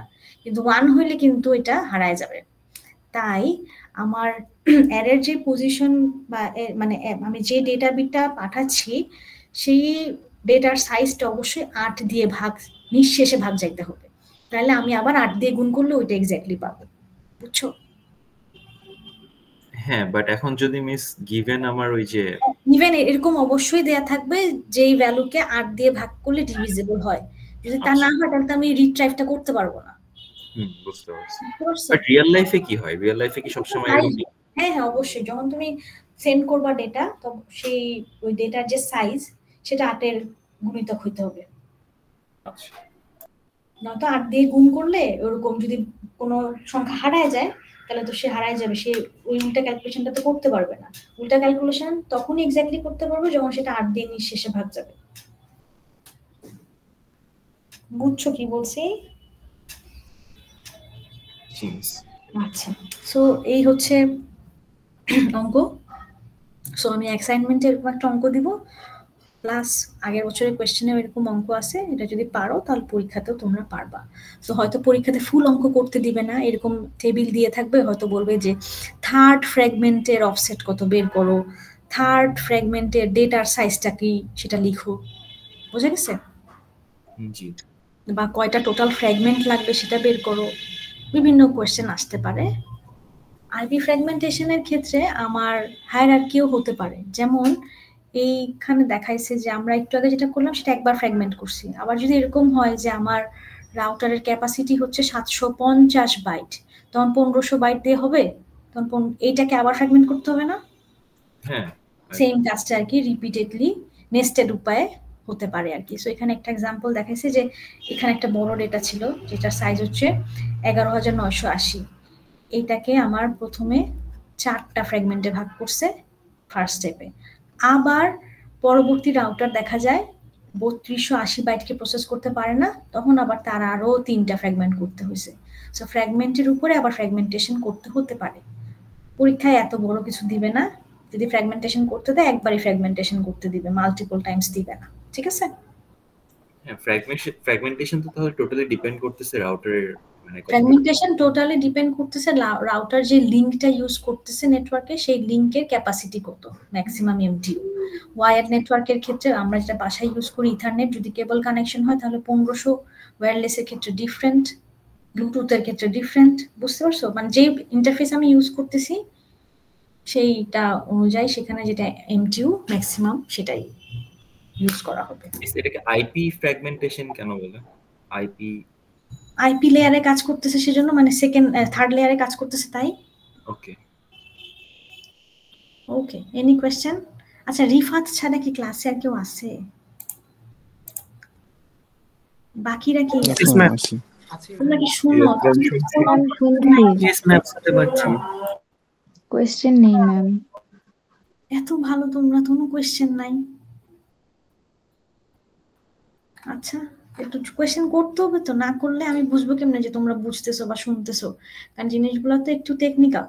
যদি না বুঝো দেখা যায় অঙ্কটা করতে পারো নাই বা পরীক্ষায় মিস করছো। So please ask me. এটা অফলাইনে হলে তো আমি দেখতে পাই, যে চেহারা দেখলেই বুঝতে পারি, বাট অনলাইনে তো আমি বুঝতে পারি না। তাই এটা তোমাদের উপর দায়িত্ব দিলাম যে তোমরাই আমাকে জিজ্ঞেস করবা। ঠিক আছে? Okay miss. ওকে, সো আমরা লাস্ট যে টপিকটা পড়বো সেটা হচ্ছে আইসিএমপি। আইসিএমপি হচ্ছে internet control message protocol. Network লেয়ারে যখন আমরা কোনো এরর আইডেন্টিফাই করতে চাই কমিউনিকেশনের ক্ষেত্রে, যে আমার কেন প্যাকেটটা রিচ হচ্ছে না, বা রিমোট হোস্ট কেন রিপ্লাই দিচ্ছে না, বা নেটওয়ার্ক অ্যাভেলেবল কিনা, বা নেটওয়ার্কে কোনো কনজেশন আছে কিনা, ডিলে কেন হচ্ছে, এই জিনিসগুলো যখন আমরা আইডেন্টিফাই করতে চাই তখন সাধারণত আমরা 2 ধরনের আইসিএমপি মেসেজ পাঠাই। একটা হচ্ছে পিং আর একটা হচ্ছে ট্রেস রুট। সেই দুইটা কিভাবে ইউজ করে বা এটা দুটার কাজ কি, এটাই আমরা এখন দেখে ক্লাসটা শেষ করব। So the first one হচ্ছে পিং। পিং হচ্ছে একটা ডিভাইসের রিচেবিলিটি টেস্ট করার জন্য সোর্স থেকে সেন্ড করা হয়। পিং করার জন্য হতে পারে আমি ওই ডিভাইসের বা সার্ভারের ইউআরএল অ্যাড্রেস ইউজ করতে পারি, অথবা ডিরেক্টলি তার আইপি অ্যাড্রেস ইউজ করে আমি তাকে পিং করতে পারি। যেমন এখানে একটা এক্সাম্পল বলা আছে যে কোন একটা ডিভাইস থেকে pepperdine.edu এই ওয়েবসাইটকে আমি পিং করতে চাচ্ছি। আমি যদি পিং এর রিপ্লাই পাই, পিং এর রিপ্লাইতে আমি সাধারণত ওই সার্ভারের আইপি অ্যাড্রেসটাও জেনে যাই, এবং পিং এর রিপ্লাই হিসেবে আমাকে কনজিকিউটিভ 4টা রিপ্লাই পাঠায়। ঠিক আছে, একই জিনিসের 4টা রিপ্লাই। যদি আমি রিপ্লাই পাই, দেখা যাচ্ছে যে প্যাকেট সেন্ড 4টা, রিসিভডও 4টা, সো এগুলার একটাও লস হয় নাই। অনেক সময় হতে পারে যে আমি পিং করলাম, পিং এর রিপ্লাই হিসাবে আমার 4টা পিং রিপ্লাই আসছে, বাট হতে পারে 1টা বা 2টা রিপ্লাই মিসিং হয়েছে, তখন আমার 50% বা 25% এরকম লস হতে পারে। যদি লস হয় তখন বোঝা যাবে যে আসলে নেটওয়ার্কটা কনজেস্টেড বা কোনো প্রবলেম আছে, তাই কিছু প্যাকেট আসছে এবং কিছু প্যাকেট আসে নাই। যদি আমি অ্যাটলিস্ট একটা রিপ্লাই পাই, তাহলে আমি বুঝবো যে হচ্ছে আমার কি বলে ডেস্টিনেশন থেকে রিপ্লাই আসতেছে, সো এটা রিচেবল। বুঝা গেছে? মিস, এটা কি শুধু ইউআরএল পিং করলেই 4টা ইউজুয়ালি আসে? আইপি পিং করলেও হবে। তুমি যদি আইপি জানো ডিভাইসের, তাহলে পিং লিখে আইপি অ্যাড্রেসটা দিয়ে রিপ্লাই দিলেও তো সব সময় 4টাই আসবে। মানে আমার তো এখানে আমি জাস্ট আমার রাউটারকে পিং করলে অনেকগুলো হচ্ছে, মানে আইপি দিয়ে পিং করলে প্রায় অনেকগুলো রিপ্লাই আসে। একটা না, তুমি ধরো তোমার রাউটারকে পিং করলা, পিং লিখে তোমার রাউটারের আইপিটা দিলা, ঠিক আছে? রাউটার সবসময় তোমাকে 4টা রিপ্লাই দিবে, এটা ফিক্সড। আচ্ছা, বাট আমার একই জিনিসের 4টা রিপ্লাই, মানে কপি পাঠায় আর কি। যদি কোনোটা মিস হয় তাহলে যেন আরেকটা পায়। কারণ তোমাকে পিং এর রিপ্লাই দিল, ওই রিপ্লাই প্যাকেটটা হারায় গেল, তাহলে কি তুমি রিপ্লাই পাবা? তার মানে কি সে এক্সিস্ট করে না? সে তো এক্সিস্ট করে, কিন্তু প্যাকেটটা হারায় গেছে, তাই না? জাস্ট ফর মানে ব্যাকআপ সে 4টা পাঠায়। বুঝছো? জি। আচ্ছা, সো একটা আইসিএমপি পিং মেসেজের অনেক ধরনের রিপ্লাই থাকতে পারে। রিপ্লাইয়ের কোড বুঝে দেখতে হয় যে আসলে এটা কি টাইপের। যেমন যদি আমি পিং করি, সোর্স ডিভাইস থেকে যখন পিং করে সেটাকে বলা হয় ইকো রিকোয়েস্ট, তার কোড হচ্ছে 80। ডেস্টিনেশন যদি এই পিং এর রিপ্লাই দেয় সেটাকে বলা হয় ইকো রিপ্লাই, তার কোড হচ্ছে 00। আমি যদি রিপ্লাই কোড পাই হচ্ছে 36, তার মানে বুঝতে হবে ডেস্টিনেশন নেটওয়ার্ক আননোন, এরকম নামের কোনো নেটওয়ার্ক সে খুঁজে পাচ্ছে না। তারপর 31, ডেস্টিনেশন হোস্ট আনরিচেবল। আর একটা খুব ইম্পর্টেন্ট, সেটা হচ্ছে 11 টিটিএল এক্সপায়ার্ড। ডেস্টিনেশন এখনো পৌঁছায় নাই, কিন্তু টিটিএল এর ভ্যালু কমে গেছে, শেষ হয়ে গেছে, 0 হয়ে গেছে। এই কোডটা কোথায় পাবো? এটা হেডারে। আচ্ছা, এই যে আইপি ডেটাগ্রামের হেডারে আইপির ভিতরে হচ্ছে তোমার পেলোড হিসাবে হচ্ছে আইসিএমপি মেসেজ যায়, তার ভিতর আইসিএমপি মেসেজের ভিতরে আইসিএমপি হেডার এবং মেসেজ। ঠিক আছে, নেটওয়ার্ক লেয়ারে ইন্টারনাল একটা ম্যানেজমেন্ট ফাংশন আর কি। এটার সাথে কিন্তু ট্রান্সপোর্ট লেয়ারের কোনো সম্পর্ক নাই। ট্রান্সপোর্ট লেয়ার কিন্তু আইসিএমপি পাঠায় না। নেটওয়ার্ক লেয়ার যদি কোনো ডেটা জেনারেট করে, সেই ডেটাটা কি নেটওয়ার্ক ম্যানেজমেন্ট বা নেটওয়ার্কের অবস্থা জানার জন্য, তখন সে রাউটার নিজে থেকে তার লেয়ার 3-তে এই মেসেজটা জেনারেট করে। বুঝছো? জি। আচ্ছা, পিং ইউজ করে অনেক সময় অ্যাটাক করা হয়, যেটা খুবই common. The most common one is DOS attack, denial of service attack. Denial of service attack করার জন্য তেমন কিছু জানতে হয় না, শুধুমাত্র আমি যদি টার্গেট পিসির আইপি অ্যাড্রেস জানি এবং আমি আমার পিসি থেকে যদি অসংখ্য পিং রিকোয়েস্ট পাঠাই তাকে, তাহলে সে কিন্তু ওভারফ্লো হয়ে যাবে এবং সে হ্যাং করবে। তখন সে কিন্তু আর কাজ করতে পারবে না, তখনই সে অ্যাটাকড হবে। সেই অ্যাটাক করার জন্য তেমন বড় কিছু জানতে হয় না, শুধুমাত্র আমি তার আইপিটা জানলেই কিন্তু তাকে যদি সেকেন্ডে আমি লক্ষ লক্ষ পিং রিকোয়েস্ট পাঠাই আমার পিসি থেকে, তাহলেই কিন্তু সে হ্যাং হবে।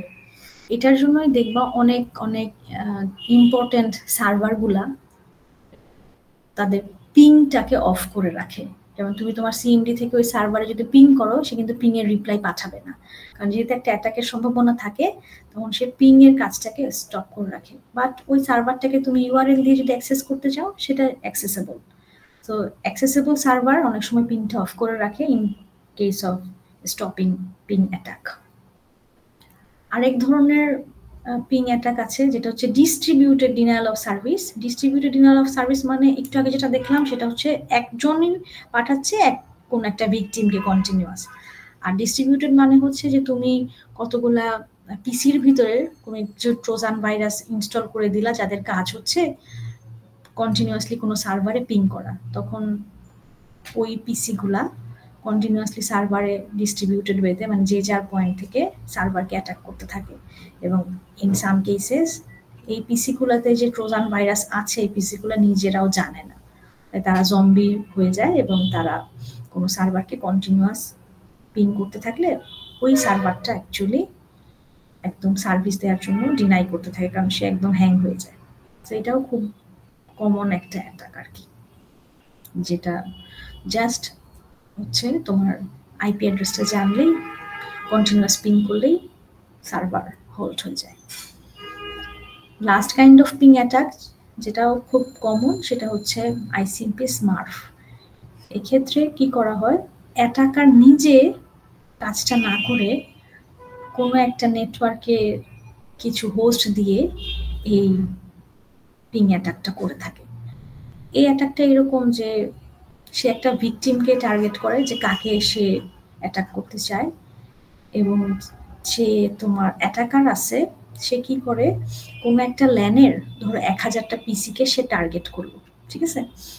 সো এর কাজ কি হবে, এ যখন একটা পিং করবে, এই যে অ্যাটাকার যে সে পিং করার সময় সে সোর্স আইপিতে নিজের আইপিটা ইউজ না করে ভিকটিমের আইপিটা ইউজ করবে, আর ডেস্টিনেশন আইপিতে ইউজ করবে এই ল্যানের সবগুলা পিসির ব্রডকাস্ট অ্যাড্রেস।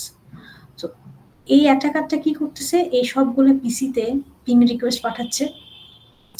দেখেন সবগুলা পিসিতে যদি পিং রিকোয়েস্ট পাঠায় সবগুলা পিসি পিং রিপ্লাই কাকে দিবে, যেখান থেকে আসছে অ্যাটাকারকে। বাট অ্যাটাকার কি করছে, নিজের আইপি ইউজ না করে অন্যজনের আইপি ইউজ করছে। তাই প্রত্যেকটা পিসি যদি এখানে ধরো 1000টা পিসি হয় সবাই রিপ্লাই দিবে কাকে, ভিকটিমকে। ভিকটিম কিন্তু কিছুই জানে না কোত্থেকে আসলো কিছু। তো অ্যাটাকার যদি আমার আইপি অ্যাড্রেসটা জানে সে কিন্তু আমাকে এই ধরনের অ্যাটাকে ফেলতে পারে যে কোনো একটা ল্যান থেকে কন্টিনিউয়াস আমাকে পিং রিপ্লাই পাঠাচ্ছে যেখানে আমি তার সাথে কোনো রকমের কমিউনিকেটই করি না। এই অ্যাটাকটাকে বলা হয় যে ফর্জড আইসিএমপি ইকো প্যাকেট। সো এই আইসিএমপি স্মার্টফোন খুব কমন এক ধরনের অ্যাটাক, যেটা দিয়ে জাস্ট ভিকটিমের আইপি অ্যাড্রেস জানলেই তাকে টার্গেট করা যায়। বুঝে গেছে? আচ্ছা, the last topic is trace route. So ping দিয়ে আমরা অ্যাকচুয়ালি একটা ডিভাইস রিচেবল কিনা সেটা চেক করি, বাট সেটা শুধুমাত্র একটা ডিভাইস। বাট দেখা যায় যে সোর্স থেকে ডেস্টিনেশনে যাওয়ার জন্য মাঝখানে মাল্টিপল হব থাকে, রাইট? এখন ওই হবগুলোতে কোনো প্রবলেম আছে কিনা বা প্রবলেম হলে কোথায় হয়েছে পিন পয়েন্ট করার জন্য আমাকে ট্রেস রুট ফাংশনটা প্রয়োজন হয়, যেটা আসলে টোটাল পাথটাকে ট্রেস করে দেখায় সোর্সকে যে আসলে প্রবলেমটা কোন পয়েন্টে। আমি পিং দিয়ে শুধুমাত্র সার্ভারকে বা ডেস্টিনেশনকে লোকেট করতে পারি, বাট মাঝখানের ডিভাইসগুলোতে কি প্রবলেম হয়েছে বা মাঝখানের কোন পাথ দিয়ে আমার ফাইনালি ডেস্টিনেশনে পৌঁছাচ্ছে এটা পিং দিয়ে দেখা যায় না। এটা দেখার জন্য আমাকে ট্রেস রুট এই কমান্ডটা ইউজ করতে হয়। তোমার উইন্ডোজের ক্ষেত্রে ট্রেস আরটি লিখে তুমি যদি আইপি দাও অথবা ইউআরএল অ্যাড্রেস দাও দিয়ে যদি এন্টার দাও তাহলে ফার্স্টের যে কলামটা সেটা হচ্ছে কয়টা হব সে ক্রস করে ইয়াহু সার্ভারে গেছে, তারপর হচ্ছে 3টা টাইম দেওয়া আছে, ম্যাক্সিমাম টাইম, মিনিমাম টাইম এবং অ্যাভারেজ টাইম, যে টোটাল এই রিপ্লাইটা আসতে আমার কত সময় লাগছে সেটা। আর এরপরে যে লাস্ট কলামটা এটা হচ্ছে প্রত্যেকটা হপের আইপি অ্যাড্রেস কত। যেমন yahoo.com যাওয়ার জন্য সবার প্রথমে তোমার রাউটারে গেছে, তোমার রাউটার থেকে তোমার যেই কি বলে ভেরিজোন আইএসপি আছে সেখানে গেছে, সেখান থেকে আইএসপি ক্রস করে করে করে করে সে মাঝখানে 1টা 2টা 3টা 4টা 5টা 6টা হব ক্রস করছে। এরপরে সে ইয়াহু আইএসপিতে গেছে, ইয়াহু থেকে ইয়াহু ওয়েব সার্ভারে গেছে। তো এখানে দেখো যে তোমার বাসার রাউটার থেকে একদম ইয়াহু পর্যন্ত পৌঁছানোর জন্য কোন কোন হব দিয়ে গেছে এবং তার আইপি কত, এগুলা সব বের হয়ে আসছে। এবং এখানের মধ্যে সবচেয়ে বেশি ডিলে কোথায় হয়েছে, সবচেয়ে কম ডিলে কোথায় হয়েছে, এই সমস্ত কিছু কিন্তু বের হয়ে আসে। তো বেসিক্যালি ট্রেস রুট দিয়ে আমি টোটাল রুটটার কমপ্লিট ইনফরমেশন পেতে পারি। বোঝা গেছে কি বলছি? জি। আচ্ছা, এখন ট্রেস রুটটা কিভাবে করে, আইপি গুলো সে কিভাবে পায়, সেটা আমরা এখন দেখব যে সে মাঝখানের হবগুলার প্রত্যেকটা আইপি অ্যাড্রেস কিভাবে বের করে। ঠিক আছে, যেমন আমি আমার বাসায় বসে আছি, ধরো আমি যেতে চাই হচ্ছে bracu.ac.bd তে, তার মানে আমি কি লিখবো, trace rt www.bracu.ac.bd, রাইট? হ্যাঁ।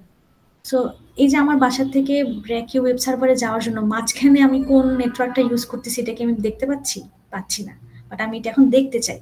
এটা দেখতে চাওয়ার জন্য ট্রেস রুট কি করে, খুব বুদ্ধিভাবে মানে বুদ্ধিমত্তার সাথে একটা ফিল্ড ইউজ করে। সেই ফিল্ডটার নাম হচ্ছে টিটিএল, যেটা একটু আগে বলছিলাম। সে টিটিএল ফিল্ডটা দিয়ে মাঝখানের হবগুলার আইপি অ্যাড্রেস খুঁজে খুঁজে বের করে নিয়ে আসে। আচ্ছা, কিভাবে করে একটু দেখি, একটু খেয়াল করো। হ্যাঁ, এটা একটু হালকা ম্যাথমেটিক্যাল, একটু দেখলেই বুঝতে পারবা। আচ্ছা, সো এখানে দেখো রাউটার এ হচ্ছে সোর্স আর রাউটার ডি হচ্ছে ডেস্টিনেশন। সো ট্রেস রুট করার জন্য আমার দুইটা জিনিস অবশ্যই লাগবে, সেটা হচ্ছে সোর্সের আইপি কত আর ডেস্টিনেশনের আইপি কত অথবা ইউআরএল কত, এই দুটা জিনিস আমার লাগবে। ওকে, এখানে যেহেতু আমার ডেস্টিনেশন হচ্ছে রাউটার, তাই তার তো কোনো ইউআরএল নাই, তার আইপি আমার জানতে হবে। সো রাউটার ডি এর আইপি অ্যাড্রেস কত? 192.168.10.2, ঠিক আছে। আর রাউটার এর আইপি অ্যাড্রেস কত, এই যে এই পয়েন্টটা 10.10.10.0.1, তাই না? হ্যাঁ। হ্যাঁ, তাহলে রাউটার এ যখন তার প্যাকেটটাকে তৈরি করবে নেটওয়ার্ক লেয়ারে, হ্যাঁ, তো নেটওয়ার্ক লেয়ারে সে যখন প্যাকেট তৈরি করবে সোর্সকে 10.0.0.1 আর ডেস্টিনেশনকে 192.168.10.2। তো সোর্স হচ্ছে রাউটার এ আর ডেস্টিনেশন হচ্ছে কে, রাউটার ডি, ঠিক আছে। হ্যাঁ। আমি এখন একে পিং করব। তো পিং করার জন্য আমার হেডারে যে ফিল্ডটা দেওয়া আছে সেটা কি, টিটিএল। তো টিটিএল বলছিলাম যে ম্যাক্সিমাম কত হইতে পারে, 256। সো রাউটার এ টিটিএলটা বড় ভ্যালু সেট না করে সবচেয়ে কম ভ্যালু সেট করবে। সে টিটিএল সেট করছে কত দেখো, 1। টিটিএল 1 সেট করা মানে কি, রাউটার এ থেকে রাউটার বি তে আসলো, তাই না? এখানে টিটিএল ছিল 1, এখন রাউটার বি তে আসলো, তাহলে এখানে একটা হপ আসার পরে টিটিএল এর ভ্যালু কমে যাবে না? হ্যাঁ। টিটিএল এর ভ্যালু কমে কত হবে, 0, তাই না? টিটিএল 1 সেট করে রাখছিল, এখন টিটিএল হবে 0। এখন রাউটার বি এর কাছে যখন রাউটার এ থেকে একটা পিং রিকোয়েস্ট আসছে, তাহলে রাউটার বি কে কি সে পিং করতেছে? না, না, পিং করতেছে কাকে, এইটা রাউটার ডি কে পিং করতেছে, তাই না? রাউটার এ রাউটার ডি কে পিং করতেছে, এই যে সোর্স হচ্ছে এটা, ডেস্টিনেশন এটা। বাট ফার্স্ট হপে আসার পরে টিটিএল এর ভ্যালু যেহেতু রাউটার এ ইচ্ছা করে অ্যাকসেপ্ট করে দিছিল, এখন হয়ে গেল কত, 0। তো রাউটার বি আগে কি চেক করবে, যে তার সাথে আইপি ম্যাচ করে কিনা। ম্যাচ করছে, আইপি ম্যাচ করে বলতে মানে সে কি ডেস্টিনেশন কিনা। ও আচ্ছা, না করবে না, করে নাই, তাহলে তার কাজ কি হবে, সে যেহেতু ডেস্টিনেশন না, তাহলে কি করবে, সে প্যাকেট ফরওয়ার্ড করবে না? হ্যাঁ। প্যাকেট কি সে ফরওয়ার্ড করতে পারবে? প্যাকেট ফরওয়ার্ড করার আগে তাকে কি ফরওয়ার্ড তো পসিবল হবে না, টিটিএল 0 হবে। টিটিএল 0 হয়ে গেছে, তাহলে সে ওকে রিপ্লাই দিবে কি, মানে টিটিএল এক্সপায়ার্ড। আচ্ছা, এক্সপায়ার্ড, ওই যে যেটা দেখাইছিলাম একটু আগে, এই যে জি জি, বুঝে গেছে, কোডটা হবে। আচ্ছা আচ্ছা, বুঝতে পারছি। 11.0 কোড। হ্যাঁ, সো সবার প্রথমে যখনই যে কোনো একটা আইসিএমপি পিং প্যাকেট যখন আমার কাছে আসবে, আমি সবার আগে চেক করব যে ডেস্টিনেশন আইপিতে আমার আইপি লেখা আছে কিনা। লেখা নাই, তার মানে আমি তো ডেস্টিনেশন না, তার মানে আমাকে কি করতে হবে, এটাকে সামনে পাঠাইতে হবে। বাট আমি সামনে কখন পাঠাইতে পারবো, যখন টিটিএল দেওয়া থাকবে। বাট আমার টিটিএল শূন্য হয়ে গেছে, তাহলে আমি আমার হাতে প্যাকেট পাঠানোর অপশন নাই, কারণ টিটিএল 0 হয়ে গেলে আমি তো পাঠাতে পারবো না। তখন আমি অরিজিনাল সোর্সকে জানাবো কি, টিটিএল এক্সপায়ার্ড। বোঝা গেছে? এই যে জন্য দেখো এই যে টাইপ কোড হচ্ছে 1100। ক্লিয়ার? আচ্ছা, এরপরে যখন router B A K reply পাঠাইলো যে টিটিএল এক্সপায়ার্ড, তখন রিপ্লাইটা কে পাঠাইলো, রাউটার বি। তাহলে সোর্স আইপি কত হবে, রাউটার বি এর সোর্স আইপি, রাউটার বি এর আইপি। আর ডেস্টিনেশন আইপি কি হবে, রাউটার এ এর। সো রাউটার বি যখন রিপ্লাই পাঠাইলো তখন রাউটার এ সোর্স আইপি তে পেয়ে গেল না ওর আইপি অ্যাড্রেস। আচ্ছা, হ্যাঁ। তার মানে কি রাউটার এ ফার্স্ট হবে আইপিটা পের করে ফেলতে পারলো না? হ্যাঁ, এই পাইলো। তো রাউটার এ বুঝলো কি যে ডি তে যাওয়ার জন্য ফার্স্ট হপ এর আইপি হচ্ছে 10002, তো সে স্টোর করে। এখন তো ওইটুকু পর্যন্ত, এরপরে কি করবে? এরপরে আবার এখন কি সে তো ডেস্টিনেশনে পৌঁছায় না, এখন রাউটার এ আবার পাঠাবে পিং। টিটিএল তো নাই, এখন টিটিএল কত দিয়ে পাঠাবে, নতুন করে প্যাকেট পাঠাবে। ও আচ্ছা, আগে পাঠাইছিল টিটিএল 1, এখন টিটিএল কত করবে, 2 দিতে পারে। 2 দিবে। 2 দিলে কি হবে, এখানে এসে হবে 1, তার এর সাথে যদি ডেস্টিনেশন ম্যাচ করে নাই, এ কি করবে, ফরওয়ার্ড করবে সামনে, রাইট? ফরওয়ার্ড করে আসার পর এখানে টিটিএল কত হবে, 0। আবার আউটার সি চেক করবে কি যে সে কি ডেস্টিনেশন না, টিটিএল আছে তার না, তাহলে সে কি করবে, সে আবার আবার পিং রিপ্লাই পাঠাবে। সেই রিপ্লাইতে সে বলবে কি টিটিএল এক্সপায়ার্ড। যখন সে পিং রিপ্লাই পাঠাবে তখন তার আইপি অ্যাড্রেসটা রাউটার এ জেনে যাবে না? মিস এই যে জানলো, এ হচ্ছে এই রাউটার এ কি বি এর থেকে জানবে নাকি ডাইরেক্ট রাউটার সি এ কে পাঠাবে রিপ্লাই? না, সি পাঠাবে এ কে। ওকে, সো ডাইরেক্ট একদম সি থেকে এতে পিং হচ্ছে হোস্ট টু হোস্ট যাকে করতেছে তার থেকে। আচ্ছা, অবশ্যই বি এর মাধ্যমেই আসবে, অবশ্যই মাঝখানে তার কেউ নাই, ও তার সরাসরি পাঠাতে পারতেছে না। সোর্স হচ্ছে সি, ডেস্টিনেশন হবে এ। বুঝা গেছে? মানে প্যাকেটের সোর্স হবে সি, বি না তখন। ক্লিয়ার? বুঝছো কি বলছি? তাহলে রাউটার এ সেকেন্ড হপ হিসেবে কত লিখবে, সেকেন্ড হপের আইপি ওই রাউটার সি এর আইপি, রাউটার সি এর আইপি যে পয়েন্টের আইপি 172.16.02। বুঝা গেছে? তার মানে রাউটার এ পরপর 2টা হপের আইপি জেনে গেছে না? জি। এখন রাউটার তো আর জানে না ডি কত দূরে আছে, তাহলে সে এখন নেক্সট টিটিএল কত সেট করবে, 3। আচ্ছা, তাই না? বাট ইউজুয়ালি কি এভাবে সেট করে, একটু বেশি করে দেন? না না না, তুমি যদি বেশি করে দেয় তাহলে কি রিপ্লাই পাবে প্রত্যেকটা থেকে? ও আচ্ছা আচ্ছা, অবশ্যই টিটিএল শুরু হবে 1 থেকে, তারপর 2, 3 এরকম করে গ্র্যাজুয়ালি যাইতেই থাকবে যতক্ষণ পর্যন্ত না ডেস্টিনেশন থেকে রিপ্লাই আসতেছে। বুঝছো? এভাবেই জেনে যায় সবগুলোর আইপি। তাহলে মানে ওর কাজই তো হচ্ছে মাঝখানের হপের আইপি গুলা বের করা। আমি যদি টিটিএল বড় করে সেট করে দেই, মাঝখানের ওরা কি টিটিএল এক্সপায়ার্ড রিপ্লাই দিবে? না না, দিবে না। আমি যখন 3 দিয়ে সেট করব তখন কি হবে, এখানে হবে 2, এখানে হবে 1 এবং এখানে হবে কত, 0। রাইট? তো এখানে আসার পরে ডেস্টিনেশন মিলে গেছে না? মিলে গেছে। তাহলে ও রিপ্লাই কি দিবে, টিটিএল এক্সপায়ার্ড? না না না না, তখন কি বলবে, ডেস্টিনেশন ম্যাচড, তাই না? বাট ডেস্টিনেশন ম্যাচ বলে কোনো কোড নাই, ঠিক আছে? তো যখন আমরা কোনো প্যাকেট প্রসেস করি তখন কি করে, আপার লেয়ারে পাঠাই না? হ্যাঁ, আপার লেয়ার মানে কি, ট্রান্সপোর্ট লেয়ার। এখন ট্রান্সপোর্ট লেয়ারে ডেটাটা সে প্রসেস করা শুরু করবে। তো আমার শুরুতে দেখো ডেস্টিনেশন পোর্ট আমি কত দিয়ে সেট করে রাখছিলাম, সোর্স সেট করছিল 35,000। সে ইচ্ছা করে একটা ভুল ডেস্টিনেশন পোর্ট সেট করে সার্ভারের দিকে পাঠাবে, কারণ সার্ভারের তো কোনো 35,000 বলে পোর্ট থাকে না, সার্ভার তো ইউজ করে ওয়েল নন পোর্ট, তাই না? হ্যাঁ, 5,000 এর মধ্যে যেগুলো, যেটা 1024 এর মধ্যে। আচ্ছা, সো যেহেতু আমার পোর্টটা ম্যাচ করবে না, তখন সার্ভার কি বলে, সার্ভার বলে হচ্ছে পোর্ট আনরিচেবল, কারণ 35,000 নামে কোনো পোর্ট তার নাই। আচ্ছা, বুঝা গেছে কি বলছি? হ্যাঁ।